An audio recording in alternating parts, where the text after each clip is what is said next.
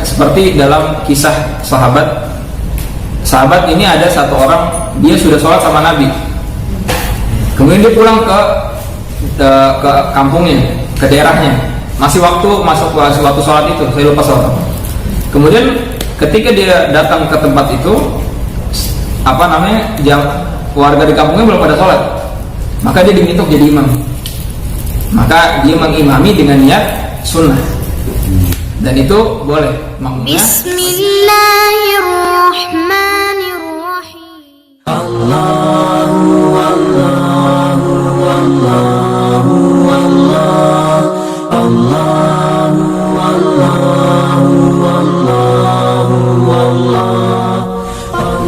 Imam dan makmum berbeda niat, tapi masih bisa masuk di rakaat itu boleh. Jadi imam niatnya sunnah, makmum niatnya wajib, itu boleh. Jadi seperti dalam kisah sahabat ini ada satu orang, dia sudah sholat sama Nabi, kemudian dia pulang ke kampungnya, ke daerahnya, masih waktu sholat itu, saya lupa sholat apa. Kemudian ketika dia datang ke tempat itu, warga di kampungnya belum pada sholat, maka dia diminta jadi imam. Maka dia mengimami dengan niat sunnah, dan itu boleh, makmumnya wajib. Maka kalau kita lagi sholat sunnah, sholat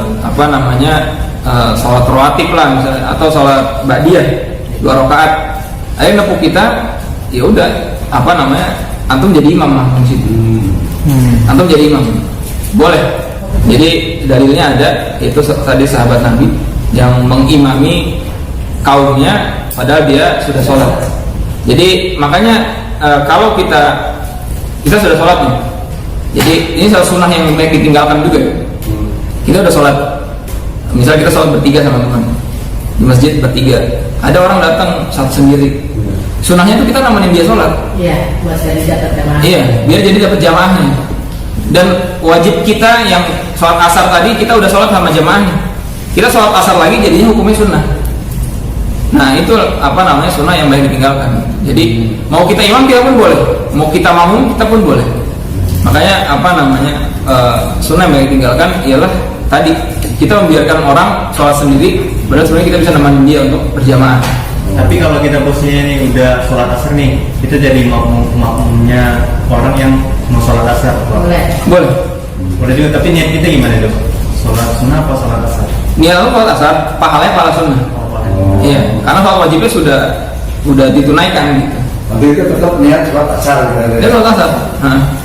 Cuma niatnya sunnah. Iya. Jadi kayak misalnya antum kita lagi safar nih.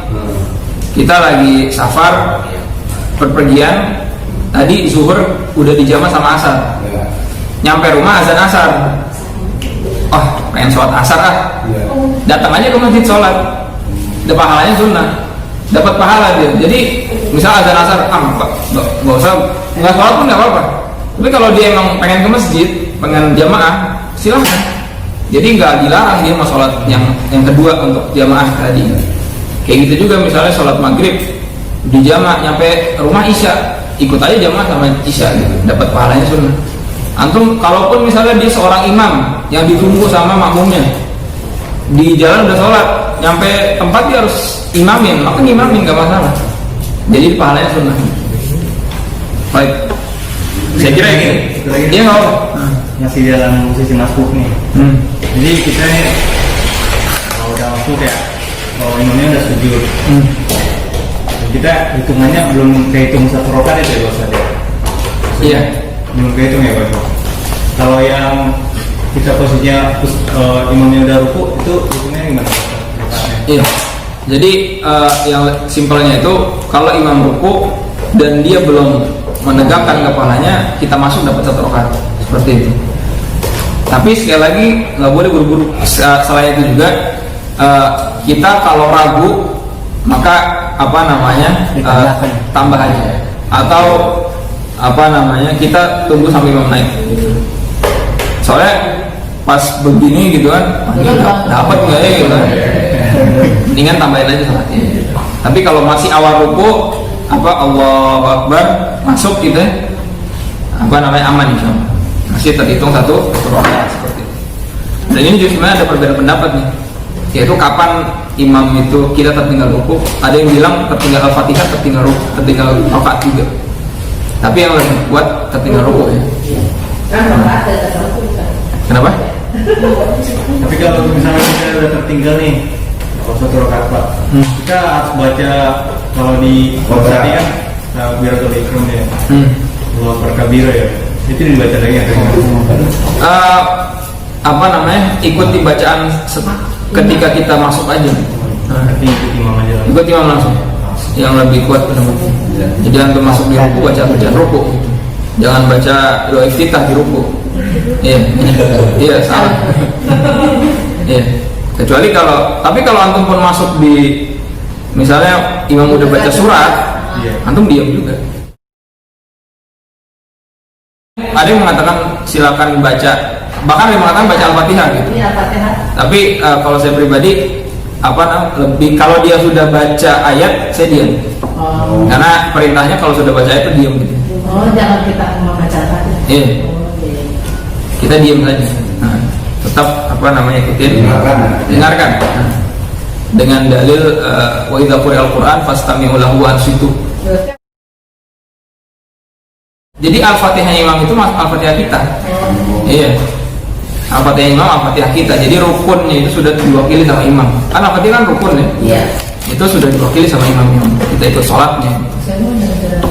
Iya. Baik. Tapi sekali lagi ini masalah fikih dan luas masalah fikih itu ya. Masalah fikih luas. Kalau emang ada referensi lain dan dalil-dalilnya, ikuti aja. Sekali lagi masalah sholat ini banyak banget cabangnya, perinciannya. Tapi jadi kalau ada mungkin Ustaz lain berkata apa, jangan langsung ditolak gitu. Silahkan dilihat dulu dalilnya apa. Kalau emang kita yakin, praktekkan gitu. Ini masalah fikih dan luas masalahnya semua.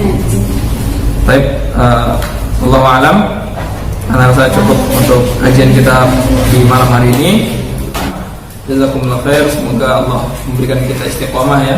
Benar-benar kita bisa hijrah di jalan Allah dan tidak tergoda lagi atas hal-hal yang bisa menyepelekan kita seperti itu. Kita mendoakan pertolongan majelis. Subhanakallahumma wa bihamdik, asyhadu an la ilaha illa anta, astaghfiruka wa atubu ilaik. Assalamualaikum warahmatullahi wabarakatuh.